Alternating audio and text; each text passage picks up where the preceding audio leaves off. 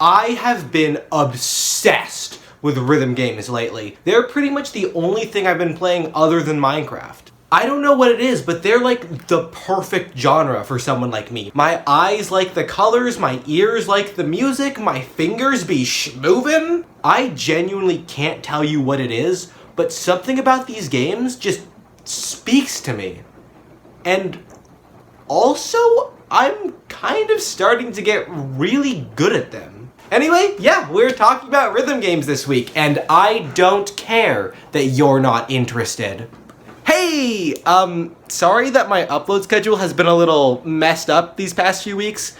I, don't plan on fixing that anytime soon. Let's start with the game that is widely credited as the first ever rhythm game, Parappa the Rapper. Who the fuck would have guessed it would be this one? Originally released on the PS1 in 1996, Parappa the Rapper tells the story of Parappa, a silly little guy trying to be a rapper. The gameplay in Parappa is pretty simple, which I guess should be expected from the first game in any genre. It basically boils down to matching the rhythm of whatever song is playing and pressing the right buttons at the right times. Sure, it's basic and formulaic, but it literally invented the formula. It is the blueprint, and it manages to be the blueprint while also being a very heartfelt and endearing experience with memorable characters and a goofy and unique art style. It's a game so good that it invented a brand new genre on the first try, and despite not receiving a single new game since 2002, Parappa the Rapper is still fondly remembered as a genre-defining title and one of the most iconic PlayStation franchises ever. Initially released in 1998, Dance Dance Revolution is possibly the most iconic and influential rhythm game franchise ever. It's certainly the one that people seem to spend the most time talking about, and it invades the media I consume at an almost concerning volume. When only looking at the screen, the gameplay can appear to be very similar to Parappa the Rapper, and in theory, it kind of is. You're still matching button presses to the music and trying to match the on-screen visual cues, but what makes DDR so special is the way it is controlled. The gameplay of DDR revolves around a massive 4-button controller that you play with your feet. It is designed to perfectly simulate the feeling of dancing, and it kind of succeeds. At lower difficulties, DDR is kinda boring. You sort of feel like a dancer who's just going through the motions. At medium difficulties, it can feel almost indistinguishable from real dancing, and at higher difficulties, it is impossible, and I want to die. Regardless of the difficulty, DDR is an awesome game with an incredible list of songs, and every time I play, I get way too into it. I be flying across the dance pad, schmoving my arms all over the place, and absolutely decimating whoever I am playing against. Look, I know that I look like a complete and total dumbass, but in the moment, I just feel so cool! Dance Dance Revolution is an incredible experience, and it paved the way for a very long list of incredible rhythm games that can really only be played in the arcades. I mean, technically, you can play DDR at home, but it's kind of the worst thing ever. Much like DDR, Pump It Up is a dance pad-based, arrow-matching arcade rhythm game with an extensive song list and a heavy emphasis on competitive multiplayer. It's a great game with a large and intensely loyal fan base, but it's often mistaken for being nothing more than the best alternative for arcades that just couldn't get their hands on that sweet, sweet Konami contract. Of course, Pump It Up definitely manages to be its own thing. The franchise massively differentiates itself from DDR by drastically changing the footpad layout, being significantly faster and harder even at the easiest difficulties, having no songs that I actually recognize, and also by being the worst. I'm kidding. Obviously, I know that Pump It Up is way more than just a DDR clone and that it completely stands on its own, and that basically everybody who actually understands this game considers it to be leagues ahead of DDR in basically every way. But I don't understand it, and I'm very bad at it. So it sucks and I hate it. Kiss my ass and cry about it. Chrono Circle is a game about a circle. What more is there to say? Probably quite a bit, actually. Let me try this again. Chrono Circle is a game that I have barely played, but I still feel the need to talk about because it just goes so damn hard. It's yet another rhythm game designed specifically for arcades, and as a result, it has one of the most creative control schemes of any game I have ever played. It has this insane 3-part controller comprised of buttons that form a circle around the screen, a touchscreen, and a spinning wheel on which the buttons are placed. Most rhythm games can barely handle their one gimmick, but Chrono Circle manages to perfectly juggle 3, all while creating one of the most interesting and engaging games I have ever had the pleasure of playing. I cannot wait until my next chance to play it again.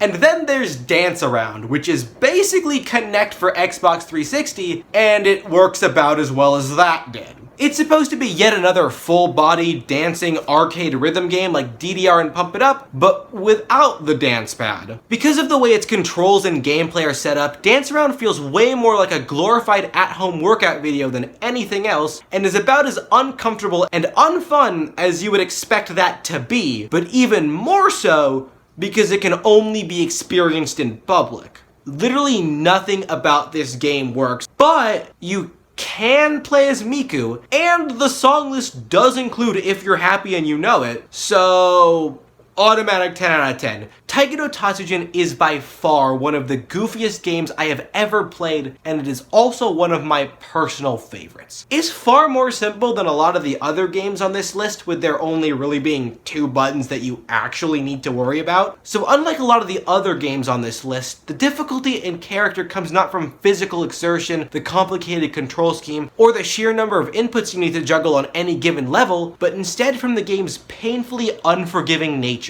On lower difficulties, the game's beat-centric drum-based gameplay can be pretty easy to get the hang of, but on higher difficulties, Taiko no Tatsujin can be a wildly stressful and overwhelmingly unforgiving game where even a single mistake can end up sending you straight to the Shadow Realm. But when you finally start to get the hang of it and finally start to improve, playing this game becomes a high unlike any other. Mainly because I am embarrassed, but also because the number is very high, I cannot even begin to tell you the number of hours I have wasted mastering songs like Cruel Angel's Thesis, Dawnful Every Day, and Megalovania. It's also got this silly little drum controller peripheral, which I do not own, but the second I get my hands on one, it is over for all you bitches. Speaking of games with quirky little peripherals, Guitar Hero was my introduction to the rhythm game genre as a whole, and is possibly the first rhythm game ever to fully recreate a proper arcade experience on a home console. It achieves this through its peripheral and namesake, the guitar controller. This goofy little thing costs a crazy amount of money on eBay, but it justifies its own price by perfectly simulating the feeling of using a real guitar.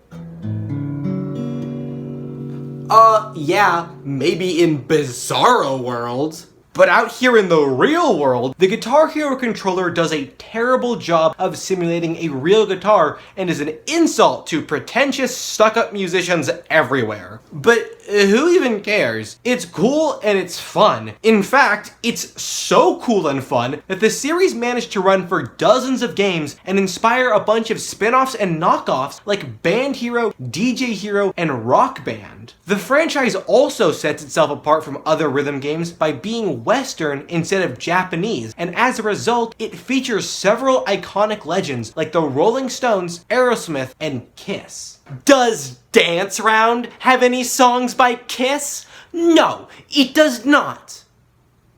But it does have the wheels on the bus. So it is still kind of hard to tell which game is better.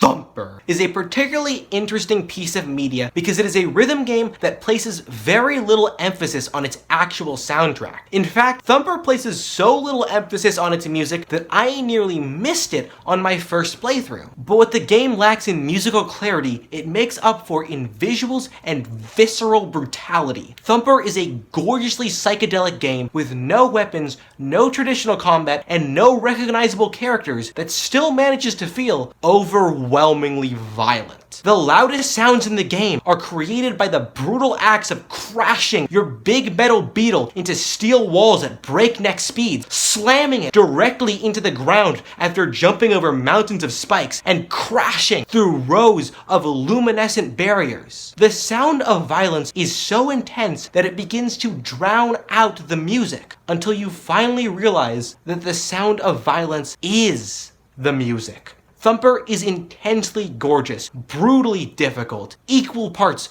beautiful and horrifying, and it's one of the best games I have ever played.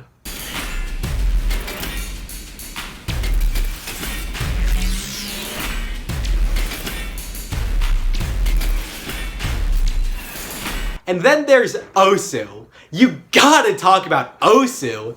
The fans will literally kill me if I don't. Osu is a PC rhythm game played almost entirely with a mouse. How do you play a rhythm game with a mouse, you ask? Like this.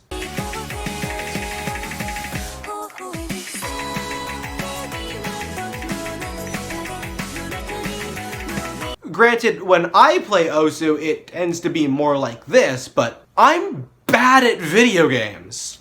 What do you want from me? Osu is a crazy game that requires an insane amount of time and effort to get truly good at, and Osu fans seem more than willing to put in that insane amount of time and effort. I have had friends play Osu on call with me. I have seen people playing it in class. I even have a friend who once played Osu at a real live concert. I don't have footage of any of these things, but I need you to believe me. Source, I said it, shut the fuck up. Now, I wish I could say that I don't get it, but I actually kind of do. Osu is both crazy fun and crazy addictive. It's gotten to the point where I genuinely don't know what is more insane, the game itself or the fans that play it. Fans who have, by the way, created an overwhelmingly large library of fan-made content. A library so large that you could theoretically play just Osu non-stop forever. Osu is a crazy game made for crazy people, and I have never not had fun playing it. And finally, Groove Coaster is a game that I discovered only recently, but it is rapidly becoming one of my favorite games of all time. It was initially launched as a mobile game on iOS and Android before eventually being ported to PC and home consoles and then receiving an arcade re-release with a brand new control scheme. This is my favorite version. Do you guys remember that silly little animation of the cat playing bongos? Yeah, this game is kind of like that, but, fucked up. OMG, Catboy!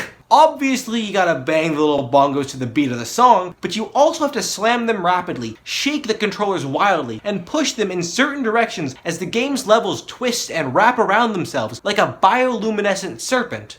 Or the roller coasters referenced in the game's title. It's all very fast and complicated and high energy and fun, and it's got songs from all over the world of music. It even has songs from the Undertale soundtrack. Even in hell, I still can't escape him. So there you have it, a video about rhythm games. They are very fun, and I like them a lot. I fucking suck at outros.